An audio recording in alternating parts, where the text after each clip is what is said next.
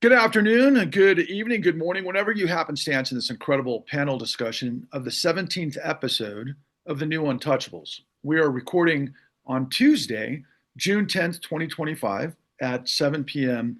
Eastern Time. And this was an unscheduled last moment gathering, given that all the stakes that are unfolding before our eyes, everything that's happening in Los Angeles, what that means leading into the No Kings rally this weekend, and pretty much what's on the line for our country. And I'm so grateful to have the new Untouchables. And again, I'll introduce everyone and I'll have descriptions and links to their profiles. And if there's any initiative to want to reach out to us to contact further, please do so. And I will also make my information available below. So immediately to my left is Mark Dan, the former Attorney General of the great state of Ohio, and currently in private practice, as you can see, with Dan Law, and currently in Los Angeles, a couple of blocks away from everything that's happening now. To my immediate right is June Carbone, the Rabina Chair of Science, Law, and Technology at the University of Minnesota. And of course, on my lower left is William K. Black, a gentleman who has been so kind to lead us through understanding all of the elements that harken back to how I discovered Bill as a result of his work during the savings and loan crisis and what that means in terms of the broader contextualization of fraud in our country, white collar fraud, I should add.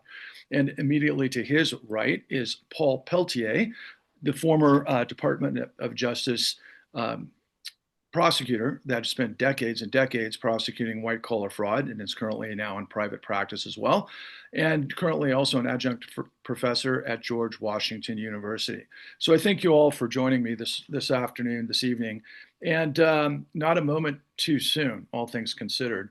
I think the first thing in my mind and everyone else's mind, particularly those of us who have still had the image of the insurrection on January 6th linger in our mind, and everything that hadn't happened since, to see what's unfolding in Los Angeles, considering, and I have lived in Los Angeles for many years myself, and noticing that it's a red dot in context to Emergency Powers Act that are against the grain of the Posse Comitatus Act and all things that go with it, that obviously Donald Trump is making moves to bring in the military, from what I understand illegally, but obviously I will look forward to your analysis of what that means, all things considered.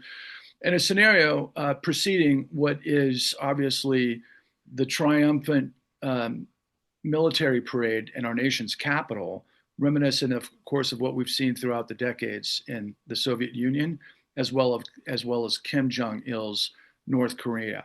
And on that note, I think we should start with a gentleman who is right in the center of things. Mark, I guess you could look out your window and actually give us a bird's eye view of what's actually taking place at this moment. Yeah, I both yesterday afternoon and last evening we were down by the protest. My hotel's about 2 blocks up the hill from the protest that's going on, and I have to tell you something. I've been to a lot more violent protests than this one, and I'm not a guy that hangs out at violent protests. It is a very peaceful demonstration. I mean, there are, of course, as there are in every crowd, there are people that exceed their boundaries. I mean, and nobody's probably more embarrassed by the folks that lit some cars on fire than the folks that are leading the demonstration here, because they had done a great job of organizing, orchestrating. There were smart people, creative signs, people who were sincerely concerned about the future of the country and the future of their neighbors here.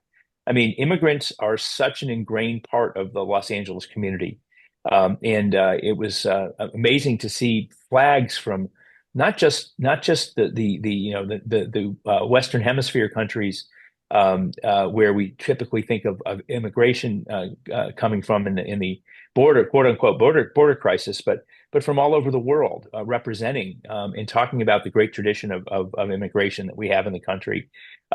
So, was there some graffiti? Yes. Although, Patrick, you've lived here, so you know that probably isn't the first time there's been graffiti in Los Angeles on some of the buildings. Was there some profanity? associated with it? Yes, because people are angry. When you're going to, somebody's standing out in front of Home Depot to try to support their family, and they bring in a militarized force to round them up, and they're your neighbors. That's an offensive thing to people, and I think they're expressing properly, expressing their outrage for that. I think they've just that the Trump folks have just been waiting for the moment. I mean, what we saw last night were literally the LA police, LAPD, in riot gear, protecting the National Guard who were behind them, protecting the Marines who were behind them. Um, uh, and, and the LAPD,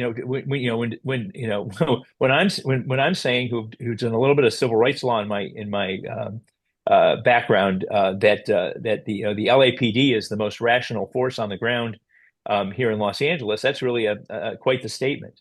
But the National Guard's not trained for this kind of thing, and they're not, and because they're nationalized, they're not permitted to engage in the kind of crowd control, and the kind of traditional role that the National Guard would play in law enforcement. They're only limited to protecting federal buildings. And so the fact that the governor didn't call them up makes a difference. And look, the good news is, so far the members of the National Guard have been law abiding. So far, the members of the Marines that have been assigned here are acting as law abiding. They're following the rules of engagement, and frankly, there will be no engagement because there's nothing to engage. Uh, I watch people reluctantly move backwards to boundaries away from the federal building and the detention center that they were simply, frankly, trying to, I think, expand way too far. I just don't think there's any harm in people protesting in front of a government building. But people move back, and they move back, with grace and dignity. And I've seen it myself. I mean, so this is not what's being portrayed on national television. And I actually said to my wife earlier this afternoon, if I could wave a magic wand, I'd tell nobody to show up tomorrow, and let all those folks just stand out there, because all we're doing is feeding into Trump's imagined version of what the United States is about, and what people who want to stand up for their neighbors and the rule of law and due process are all about. And the greatest fear I have is that these protests will continue, and there will be and somebody will get hurt, most likely because of a misstep by law enforcement or these military folks that have been deployed, and not necessarily by the folks that are protesting. June, I feel compelled. All of the elements of what you've introduced to us over the last several months is just lingering above everything that we're watching.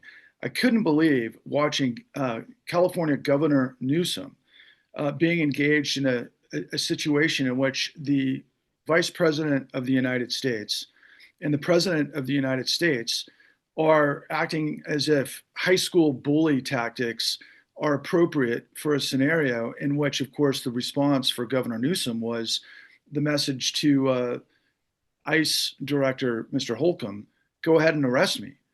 How do you characterize what you're seeing in context to everything that you've been laying on us? First, now that Elon Musk is gone, Stephen Miller is running the country. And Yeah. Stephen Miller laid this all out during the campaign. He talked about nationalizing the Guard. And if he couldn't nationalize the California National Guard, he would nationalize a red state National Guard and send it into blue states. Why?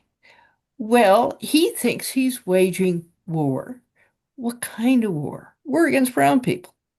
He's talking about mass deportations on a scale we have never seen. And ICE can't do it. Doesn't have the personnel. The number of people who fit Trump's description of criminals is tiny. Biden targeted those folks too, and Obama before Trump. Obama deported more criminals than Trump. Biden was deporting more criminals than Trump. Um, what they're trying to do is spectacle. So, yes, they want to goose up their numbers. That means going to places where there are lots of immigrants. That means seizing people. And then you've got one of two choices. Either they think there will be opposition, because there should be. They would oppose this if it were being done to their people. Or they don't think there's opposition. They simply want the show being tough. And my inclinations are in the latter, that this is a game for show. And why is Trump doing it now? Well, when you look at the polls, okay, Trump wins over Musk. But Musk wins on the question, is it a big ugly bill or a big beautiful bill? Big ugly wins big. Tariffs. Trump was supposed to be meeting with the Chinese. Trump expected to have something to announce on Monday. He clearly has nothing to announce on Monday. Trump is very much into changing the subject. This is classic. So when we talk about power and authoritarianism, I think it's important to recognize a lot of this is just show. Chest thumping is the name of the game, perhaps more than deporting the people Stephen Miller really, really, really wants to deport.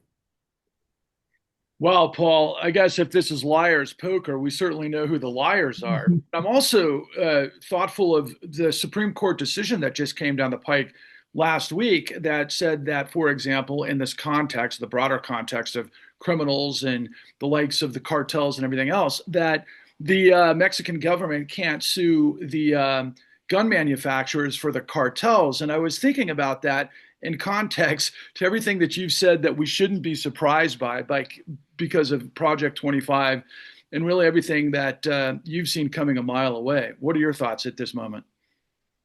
Well, couple of things. First of all, like June just said, I think that this is the sort of performative nonsense that despots and strongmen do. This is what they do. This is how they motivate their base. This is how they operate. I do think, obviously, I agree that Stephen Miller is evil, and he wants to deport every brown person. And just talking about the Supreme Court a minute, I'm not too amazed by that Supreme Court decision, because they've basically written a new Second Amendment since Judge Clarence Thomas and his old pal Scalia rewrote the whole Second Amendment law. But what really is, I think, also performative, that's more in my lane, which is what the Department of Justice stands for, is what they just did with Abrego Garcia, because I think this is all in the line of immigration as well. And what they did is they didn't want to bring him back. They didn't want to, even though the Supreme Court ordered the Department of Justice and the Department of State to take whatever action they could to bring him back. Little Marco and Kristi Noem and our wonderful Attorney General to take some action. Well, they didn't want to. They didn't want to do what the Supreme Court told them they had to do. So what did they do? They did exactly what our Department of Justice should never do, and that's engage in lawfare. And they brought trumped up charges in Tennessee federal court against Abrego Garcia, that during a traffic stop, which was done a couple years ago, they turned that into some large immigrant smuggling network. The assistant U.S. attorney who's in charge of the criminal division resigned because he didn't think that case was appropriate. So here we have the Department of Justice reaching into Tennessee, making them indict this guy so they can save face and say, we only brought him back to answer to the charges, which are bullshit. And it's exactly what's going on in this country with the Department of Justice right now. They're using it as a tool to achieve their ends as opposed to achieving justice. And I think that it's appalling. It's the fact that people aren't up in arms about that is beside myself. I'm beside myself about it. But it is It is just par for the course what's going on with the Department of Justice right now, and I don't think we've seen close to the end of it. Eric, welcome to the conversation. I'm going to turn this to Mr. Black. Bill, look, I'm extraordinarily, shall we say, ashamed of our country. I'm looking at, the gold standard. Every one of you have, for years and decades, exemplified to the American people who unfortunately don't know you as household names, but hopefully sometime soon that's going to change, because a gentleman like Paul Peltier just told us, from the vantage of having been in the trenches at the Department of Justice for decades, fighting organized crime, fighting white collar crime, fighting the best of it, that we're literally looking at, I hate to say, chump change, trumping up the Department of Justice on trumped up charges. And Paul's the prosecutor that can tell us the inside and out whether or not, they have a case. And obviously what he just said is it's ridiculous. Bill, the whole thing is ridiculous. What are your comments at the moment, looking down the barrel of everything that's unfolding at the moment? Okay, and a couple of different types of things. One, think of the incredible variety of tactics, disgusting tactics available if the President of the United States is a world-class sleaze.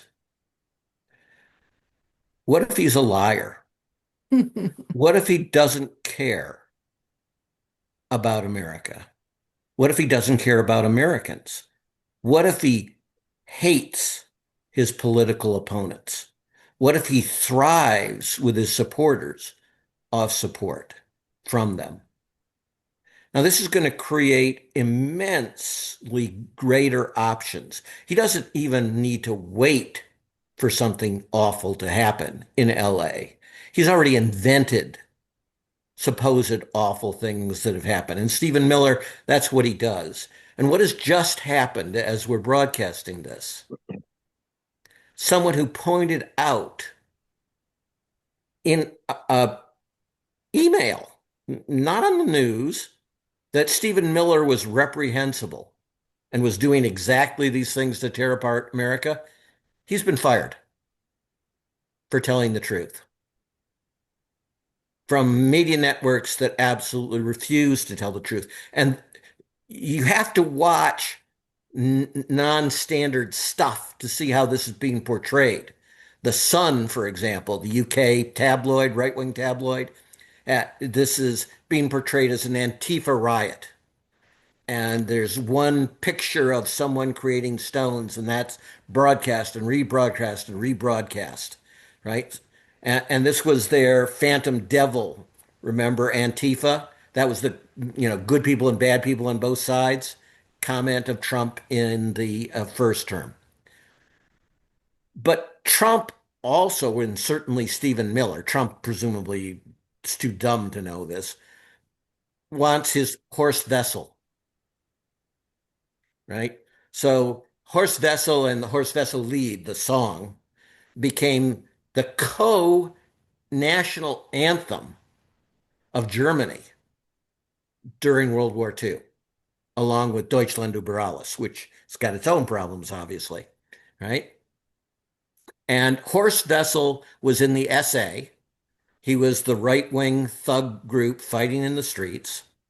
And he was killed by leftists, but in an unrelated thing because he was a pimp.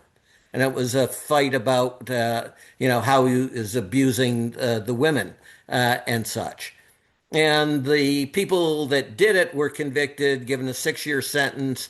But as soon as World War II breaks out, the SA goes into the prison and murders the prisoner. And Horst Wessel, this remarkably awful person, becomes the great hero. Well, why is Trump sending ICE agents in hooded array so that you can't tell that they're ICE agents and their identities are protected? Why did the police already, quite deliberately, you can see this on the tape, take aim at a reporter who had her back turned and was simply reporting on the story and shoot her, fortunately with a rubber round. Now, rubber rounds can kill you, by the way.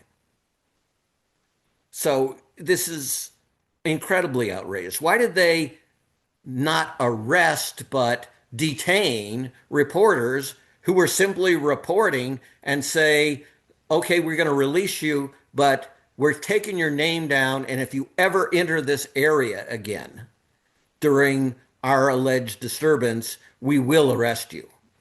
You know, they want their martyr and they will keep doing things until they get their martyr. And their martyr will probably be like Horst Wessel, a disgusting person, who does such outrageous things that somebody turns around and whacks him. And I mean, whack him probably, with a stone or something like this. But somebody eventually will die if you keep this up.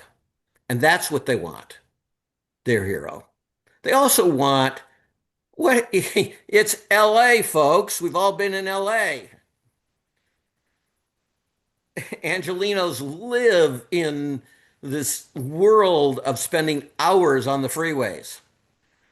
What happens when you have old folks on the freeways and suddenly you're not a 90-minute trip, but it's a 4-hour trip? Lots of people end up in really embarrassing situations in their car. And all of those people will hate you for the rest of their lives. What else is going to happen? It's already happening in the States. And June has an article about the legal civil war. Some aspects of what she was talking about are already occurring. We use the law as the means of fighting this. So you're seeing in red state after red state laws that essentially say you can kill a protester on a highway with your car with immunity. Those kinds of laws are going to proliferate. There's going to be a big push by Republicans to adopt those laws. Any Republican who refuses to adopt those laws will be labeled as, pathetic, weak, and such. So we have to have tactics that work for someone who will violate all laws, all morality, and who takes joy in harming Americans, whether or not they're immigrants. And by the way, other than Native Americans, we are all immigrants, and I think everybody on this talk is from an immigrant background. Amen to that, Bill. And Eric, man, I kind of looking through the long rearview mirror of our journey together over the course of the last 13 years and knowing both of our backgrounds, having, myself grew up in Texas. I went to college in Arizona. You went to college in Los Angeles. We both lived in Los Angeles. It's not like we're not aware of the entirety of the last 5 decades of immigration and how that plays out in the Southwest and the entire paradigm of it, but I do know on your platform, Corruption Incorporated, you've been spending a lot of time discussing, obviously, disparity of wealth as sort of the trigger for everything that is our, the probably the core problem outside of what we all know is corruption. That is the causation of that. But the question that I have for you at the moment is that when you look through the cameras into Los Angeles and know, like we both know, the difference between the cartels and the gangs and all of those types of things, and then people that go to Home Depot to get, work overnight and everything else, it kind of plays into what your entire sort of come from has been the last little while. What are your thoughts at the moment? Well, desperate people are going to act accordingly. And when you have, over a prolonged period of time, continue to tighten the vice on certain groups of people, whether you're dividing it by simple economics or you're dividing it by race or whatever the case might be, basically everybody has been getting crushed over the last many years. And when you're starting to talk about immigrant communities, you're talking about the people who are coming from the furthest behind. And so when you have an economy that is constantly inuring itself to the benefit of the super wealthy, quite often at the expense of the super poor, you're going to create desperate situations. And then when you go and you start agitating, by sending these ICE thugs into these neighborhoods, you're going to get a reaction. And I think that this feeds directly into what Bill's talking about. I mean, they know what they're doing. There's little doubt about that. And the media coverage, I mean, we know firsthand exactly how the media loves to mischaracterize any protest, every protest. I mean, we went all the way across this country to every Occupy encampment that we could. And the one thing that I can say, there are several things that were similar about all of them. And amongst those things was that they were constantly mischaracterized. That the media constantly, near the end, at the beginning, it wasn't so much. At the beginning, it was the media coverage was fairly generous. And if you remember, there is also a period of time where the American people were really firmly behind the Occupy movement. But when the media decided, or somebody decided somewhere, that this was a story that needed to go away, that this is something that we need to change the way that it looks, the encampments didn't change. We know this because we were there. We were following this. The coverage did. And when the coverage changed, you started to detect that slight little turn in public opinion. And as soon as they had like enough of that, that's when the police came in. I mean, just the propaganda is palpable. And we're seeing it again. It's like I have been on the phone all day with friends in LA. And what I'm hearing from all of them is that there's no riots. Everybody's out there. They're like dancing, they're chanting, they're there, they're trying to create community. They're there, basically amongst friends. They're showing support for each other. But nobody's talking about rioting, saying that the so-called riot is on my block. It's not a riot. I mean, Patrick, let me just say one thing. I think on our first show, I said that, or one of our first shows, I said that what Trump, I think, is going to do, and I think that this has been the plan all along, is before the midterm election, he's going to call martial law. And I think all of this is them expanding the limits to see what is going to be needed in order to create the scenario to impose martial law. And call me a conspiracy theorist if you will, but I think that we're heading there. I think that this is, like Eric just said, a lot of this is just fake. It's not. There's no riots. There's no reason to get the National Guard. There's no reason to get the Marines. It's performative, but I think that there's a purpose to it, and I think the purpose is they're testing the limits of what they can do and what they need to do to ultimately create a scenario where we don't have full and fair elections in the midterm. Well, to hear somebody who was at the apex of the Department of Justice for decades say, call me a conspiracy theorist, can I just say, OMG, wow. And yeah, because again, Eric and I, that was the whole purpose of why we've done what we've done, where we found you guys. We did what the entirety of media did not do. We learned how things are going, and that led to everybody who has constantly revealed to us how things actually work. And I would just really request for anyone watching this, like, share, subscribe, get this to everybody you can, as well as watch our past episodes. And I'm going to turn this back to you, Mark, because we're now approaching the No Kings rally. Yep. Going opposite, of course, the Dog and Pony show in Washington, D.C., with the Doge sort of bros and everything that comes with waste, fraud, and abuse, only to send the biggest tanks and all of our military hardware to destroy the streets of Washington, D.C. The whole thing is so absurd. But we have an opportunity because of the platform that we've collectively started to proliferate, particularly through your initiative at the Dan Law Firm. Can you try to, at the moment, frame for people what your priorities are, and as a group, as the new Untouchables, what you specifically are bringing to the table as it relates to, of course, what we're seeing unfold, particularly with ICE? Well, so I'm at a conference of consumer lawyers here in Los Angeles, and I actually made a plea today to my colleagues to in the private bar that they're going to need to make themselves available. And what we need to do is, and we started talking a little bit about how we could create some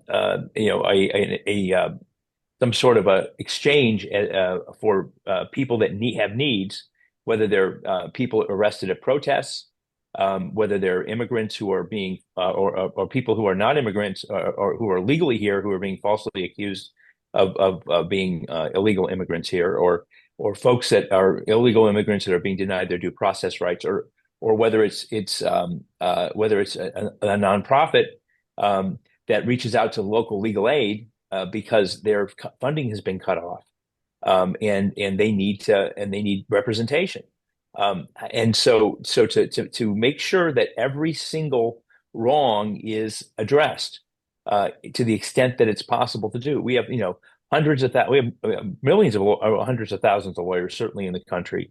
I know we have 7,000 lawyers in Cleveland, and 15,000 or so in the state of Ohio, and there's power in that. And the folks to which people traditionally have gone, the big law firms, they're busy hiding under their desk or capitulating to Trump. So what can we do? We have spent our lives pursuing the rule of law on behalf of ourselves and our clients. Now it's a critical time to find different ways to make ourselves available. Foundations should get involved in funding, whether it's legal aid efforts or efforts by not other private attorneys to bring these cases and to make sure that all these things get addressed and attacked. So that's part of what I think the answer is here, and to make sure the truth is told. I worry that with this No Kings rally coming up, this coming weekend, that they're looking for an opportunity here to spread this Los Angeles model to other places around the country. And so, part of it is that we all, those of us that understand the rule of law and how it works, need to make sure that the people standing next to us at those rallies are understanding the importance of not antagonizing the working class police officers who are there to protect us from danger, and show respect to law enforcement, and to be exactly the opposite of what Trump wants his Fox News viewing supporters to see. And I think that's a real challenge. But whether it's the private bar, whether it's the leaders of the folks who really want it, who are upset, everybody's got a role to play here. And nobody should be on the sidelines, and nobody should be putting their head in the sand and not reading the news, and not engaging. Engagement's important, but appropriate engagement. We need to follow the rule of law if we're going to, if our demand is that they follow the rule of law. And so, how do we set that example? How do we make this all work, and not take the bait, not take Stephen Miller's bait, to create havoc and problems. And look, there's always going to be idiots. There's in every movement, both on both sides. There are idiots on both sides. We can say this isn't, there are good men and women on both sides on this debate. There are idiots on both sides that will do things to get attention in this age of viral internet, to become famous, which is a currency in and of itself. But those of us that really care about this country, we need to make sure that those people are isolated and not endorsed, and that we assist law enforcement in keeping these things from happening, because we're law-abiding citizens. and how we maintain that. It's a real delicate balance that we have to head into, because we know these folks will do anything to mischaracterize peaceful protest, peaceful advocacy, as something else. Paul talked about the Tennessee indictment of Abreu Garcia. I haven't heard one municipal prosecutor or state or county prosecutor around the country discussing the outrage of ginning up charges like this, of Pam Bondi holding a press conference which violates the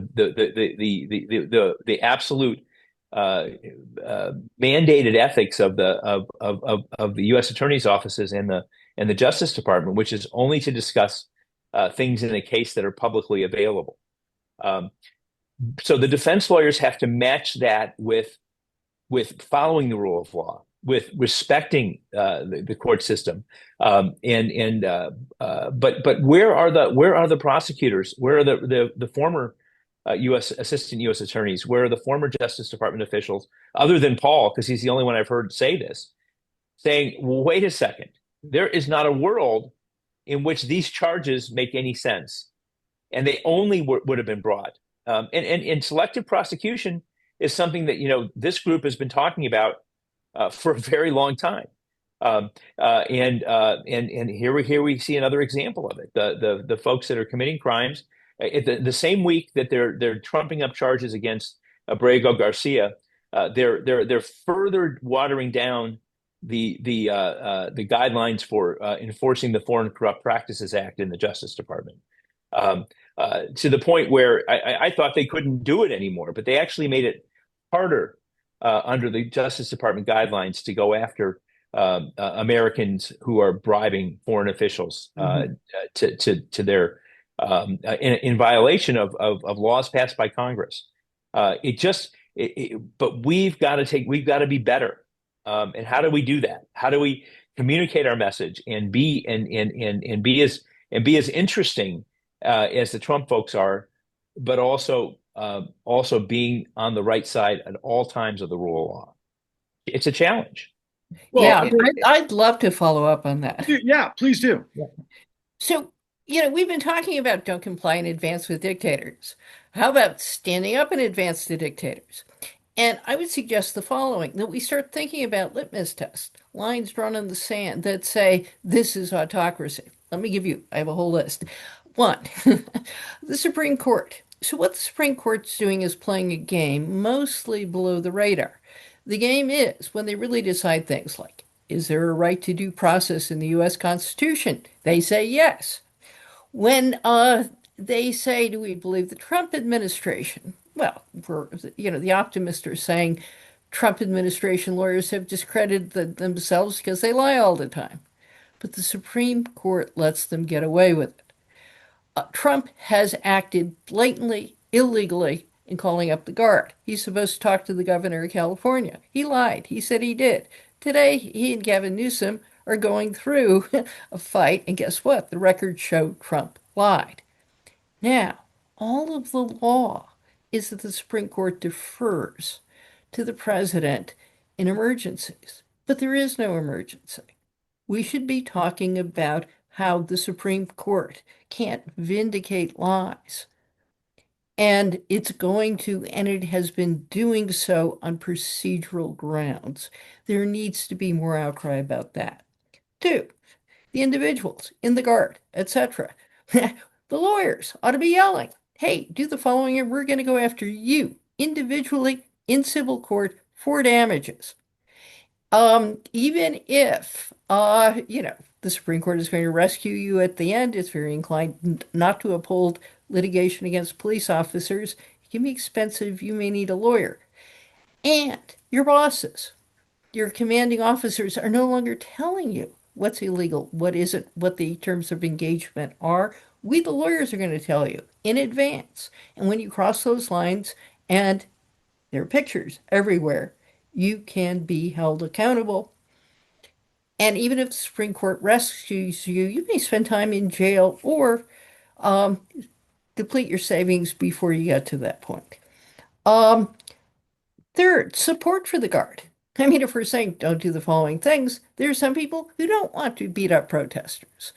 And I think, they're sleeping in armories because there's no preparation for them.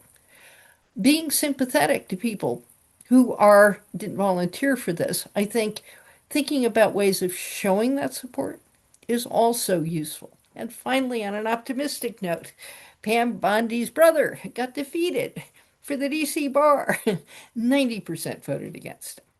And, For the other, and why is that important? First of all, because I'm a member of the DC bar. He didn't just lose; he got 10% of the vote. But why is it yeah, important? It's important because what lawyers are supposed to do is tell the truth both in court and on the steps of the court. And when you don't do that and don't act ethically, bar associations can discipline them. And in many cases, you saw from Trump 1 and from the January 6 cases, they disbarred a lot of attorneys, including Rudy Giuliani, for making false statements in court. We have to use that power.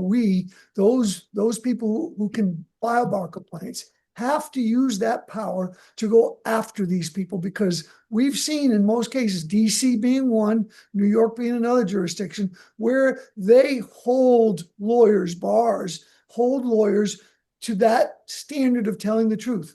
And what Bondi was trying to do was sort of infiltrate the bar to sort of hold that off, to stave that type of discipline off. Well, he just got whacked yesterday by my fellow members of the DC bar. Very happy for that. But I voted too, Paul. oh, good. Good for you. Which made you vote? No, I'm just kidding. But anyway, the reality is that is one vital important role that we need to make sure we continue holding lawyers to account for that as well. And that's not in a criminal court, that's not in a civil court, that's before the bar. Bill, I'm so glad that Paul made that point, because on two levels that dives right into what you're introducing to the country here on No King's Day by way of the Fight platform. But before I ask you to maybe encapsulate what Paul just said based on the strategy and the tactical process by way of the bar and lying and so on and so forth. But that point, though, about Pam Bondi's brother really hit home close to our work, because we were front and center with, of course, Dick Bowen, who was on the other side of the Federal Crisis Inquiry Commission inquiry that was conducted by Mr. Bondi back in the great financial crisis. And it's amazing to see how this whole thing evolved to now, how players can be strategically put to completely do what you guys had told us from the very beginning.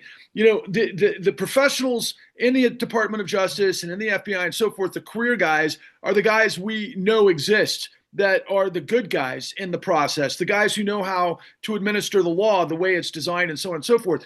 It's the political appointees a lot of the times that can completely, clip what the entire institution is supposed to do. So on that note, Mr. Black, can you please tell us a little about the Fight platform? Sure. So what do we have left to us to be able to fight back in ways that don't prove counterproductive the way that this session has been focusing on? One, we sue on anything and everything where we have a good faith basis against their illegal activities, because A, they are losing people from the Justice Department. People are resigning, but I think in addition, there's a huge part of the iceberg under the surface in which the attorneys simply won't bring these cases, right? So I think that there's a relatively thin layer of folks willing to create an indictment that doesn't have a good faith basis, for example, which is what Paul was just explaining. And as Mark was just explaining, systematically, the Justice Department officials and other high administration officials are violating the rules with the express aim of prejudicing against the defendants and more generally for political advantage. Judges can do things to that, right? They can bounce indictments. They can sanction you, right? They can start holding hearings about your representation when the opposing counsel says there's been a misrepresentation in the pleadings. There's been a misrepresentation in court. And they can sanction the United States and they can sanction the attorneys. Moreover, as Paul has been explaining, and June and Mark, the bar associations can sanction the prosecutors and civil attorneys for the Justice Department. And that is something that Trump's pardon power doesn't fix. That's on your permanent record. And that will keep you from being able to practice law. It's a huge reputational hit. It's a huge money hit. There is no lawyer that wants to be sanctioned for a righteous sanctioning type of thing. So we have leverage and they have a huge problem with resources. And that problem with resources will get worse, and we will also produce whistleblowers out of the Justice Department. And the whistleblowers out of the Justice Department, and maybe some from the FBI, will have the goods, especially the FBI because they always squirrel away documents. They will have the goods on these folks, right? And the FBI is also expert at leaking, as we all know. And so they can fight these things in the press to a much greater extent than lots of other folks. So that's one area.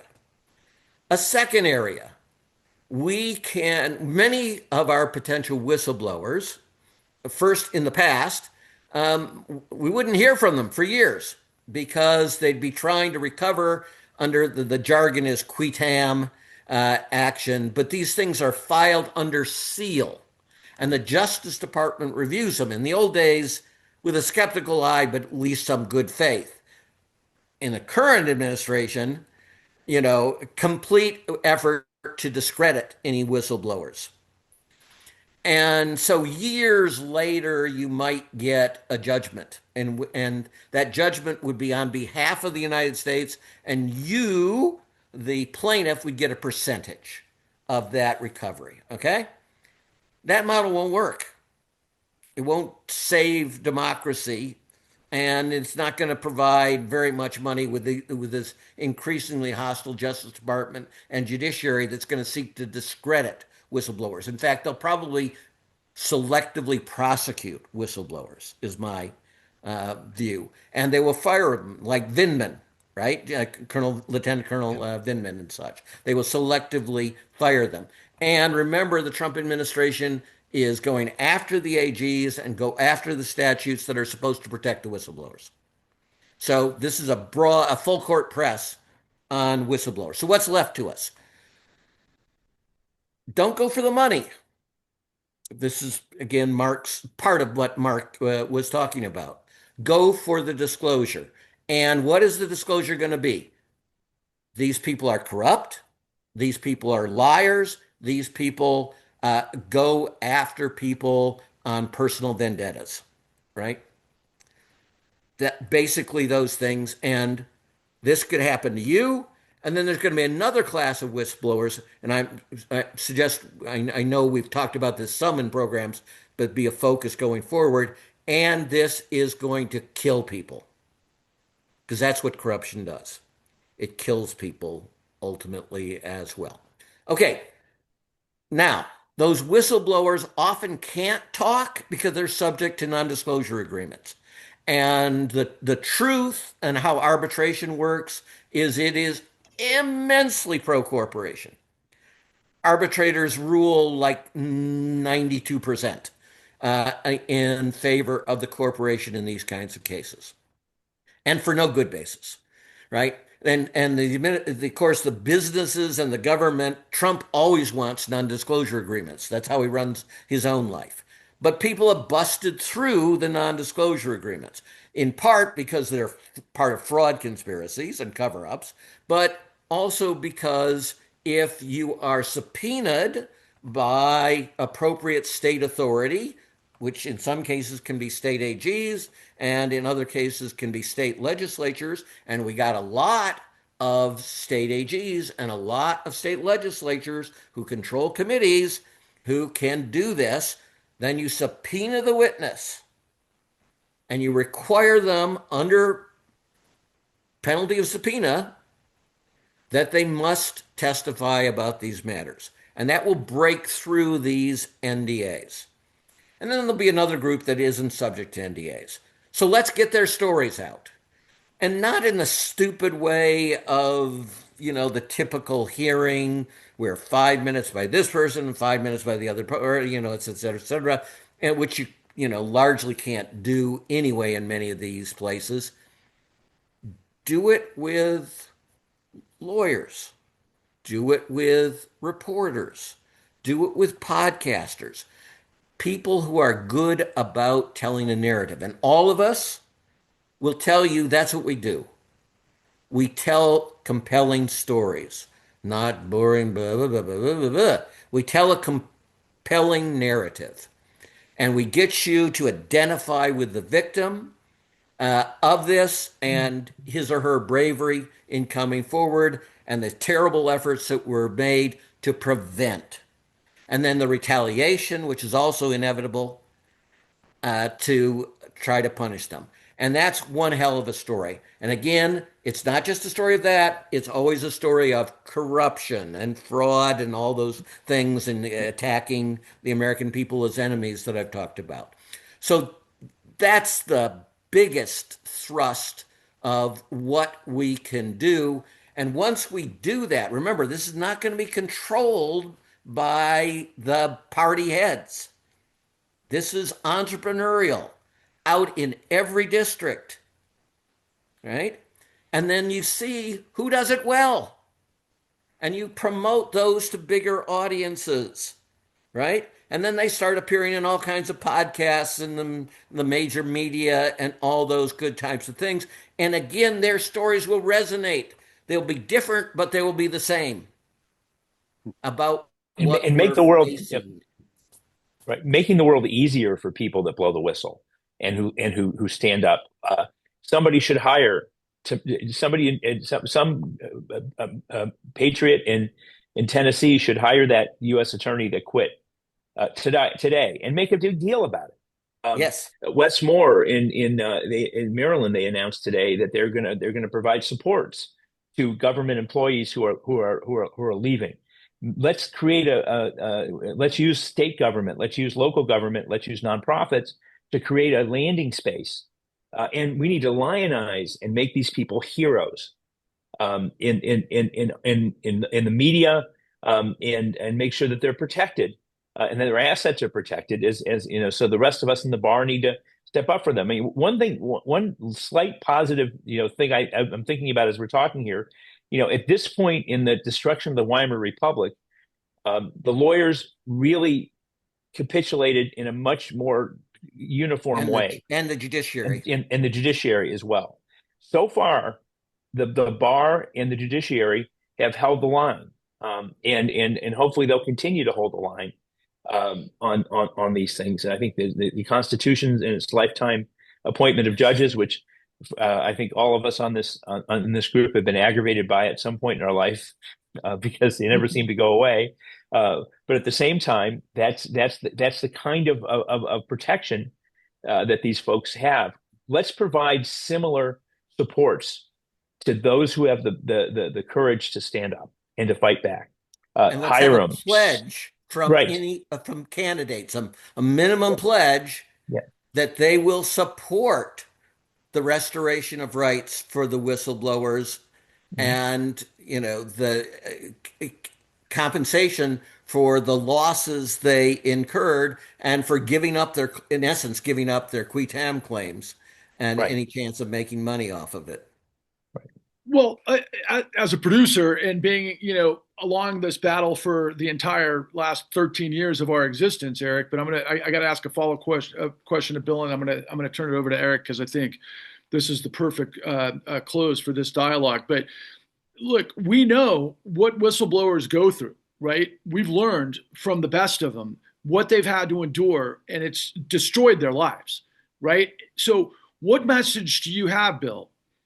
And maybe Mark, if you, I mean, what message do you both have to the whistleblowers to make sure, besides what you've already mentioned, is there a next level protection or something other than this is what's right? I don't know, because we know doing the right thing isn't always what's going to work out the best for the people who do it. Sure, let me start because I was, a serial whistleblower, and this was a big part of my life is trying to survive this onslaught and such. So first, counterpunch. Second, my rule was we give them no freebies, right? You don't get drunk and do something intemperate. You don't fire off a letter that you sound like a jerk, etc. My boss phrased it as we always cut square corners. We don't cut across your lawn type of thing and such. And that was our mantra because we knew that they would come after us and use anything available. So be disciplined, tell your truth, don't overstate what you know, right? Be clear in what you know and what you infer was the terrible reason for it, and keep those separate. Don't gratuitously go out and, attack them on some other irrelevant basis, you know, like, oh, the person I'm going after is gay. Well, what? So what? I mean, what has that got to do with anything, right? You don't give freebies to the other side in these circumstances. You make yourself the most credible witness you can, and you give them as little as possible to gratuitously attack you with. Eric, I'm gonna turn this to you to close this out here, buddy, because we're really in a wild position here, man. You and I have been on this journey forever. I don't think at any time we could have ever imagined we'd be honored to the level that we have been, having met the people on this panel discussion and many others that we've come across throughout our time period. And I don't think we would have ever thought we, in pursuit of the truth, would literally be the only ones, given the capitulation we're seeing, for the example, Sherry Lansing suppressing 60 Minutes because they're going to do a merger and acquisition with, I'm trying to think of, Eliason's son, right? And these giant conflicts of interest that you and I have talked about forever. And here we are with this plan right at the intersection of when the country's looking for it, at a moment that it appears that the Trump administration is doing a Mad Magazine version with absolute horrendous consequences, given the fact that we had a 34 felony convicted felon that ends up outrunning the Department of Justice and the insurrection, only to use the insurrection against a non-insurrection, given what may be the state of play, given everything that we've talked about. And yet this doesn't matter if the people can't hear it, because we learned a long time ago, if a tree falls in the forest and nobody's there to hear it, does it matter? Yeah, it matters. We know it matters. And that's why we never stopped. And we're in a situation right now with the new Untouchables, and you got a platform called Corruption Incorporated. How important is it and for what we can do to bring these stories to the American people?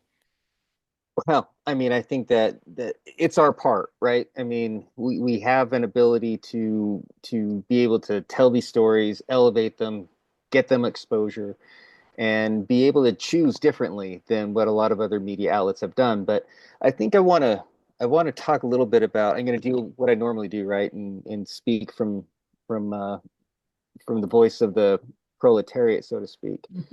Is that my wife right now is out at a rally for the protection of the public school system out in Canton.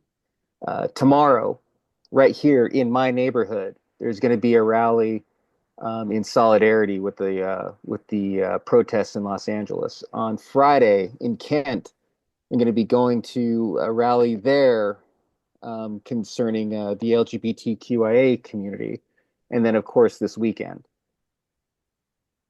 None of this happens that we're talking about here without the pressure of the people coming out and reversing the pressure that we're feeling being placed upon us, right? The more we go out, the more we speak our truth in mass, and then have people like you and I, Patrick, out there accurately describing what's happening is the connective tissue here between the pressure that's necessary in order to make all these incredible thoughts and plans come to fruition. And so if we have, in my perspective, one job here, it's to keep those fires burning and to make sure that there's at least some voices out there that are accurately portraying what's going on out there, because it's the power of the people that's going to make this happen. And we have to make sure that power continues, and we have to make sure that voice is accurately conveyed. And I am very grateful that I'll be speaking in engagement at my local No Kings rally, and I'm going to be bringing all of this information. And I would encourage anybody who can get this podcast to anybody who's involved with the No Kings rallies and organization in New York, Philadelphia, Cleveland, I believe Kansas City, possibly Minneapolis, and I know there's not going to be one in Washington, D.C. because, of course, Trump's parade.